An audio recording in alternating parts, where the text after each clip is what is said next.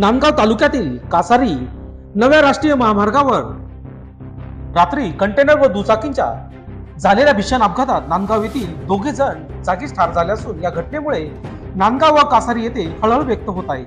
रात्रीच्या 8 वाजेच्या सुमाराला नांदगावहून कासारी येथे दुचाकीने जाणाऱ्या व समोरून येणाऱ्या कंटेनरची जबरदस्त धडक झाली।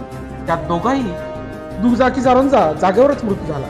चाळीसगाव पोलिसात अपघाताची नोंद करण्यात आली आहे। सविस्तर असे दिनांक 11 रोजी रात्री सुमारे 8 वाजेच्या सुमारास पिलकोड येथून निघालेले अतुल ज्ञानेश्वर पवार वय वर्ष 30 व नितीन उत्तम पवार राहणार दोघेही कासारी येथून नांदगावकडे आपल्या दुचाकीने निघाले होते।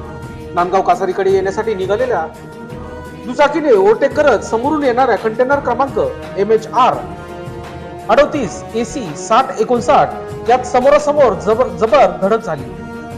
यामध्ये दोघांचाही मृत्यू झाला। या घटनेची माहिती स्थानिक नागरिकांनी आमदार सुहास कांदे यांच्या संपर्क कार्यालयात दिली असता गौरव बोरसे यांनी त्वरित घटनास्थळी धाव घेत पुढील उपचारासाठी नांदगाव ग्रामीण रुग्णालयात दाखल केले। या प्रकरणी विठ्ठल शामराव पवार यांचे चुलत भाऊ यांच्या फिर्यादीवरून गुन्हा रजिस्टर नंबर 49/2024 भादवी कलम 304 279 237 238 मोटर वाहन कलम 184 134 प्रमाणे नांदगाव पोलीस ठाण्यात गुन्हा दाखल करण्यात आला आहे।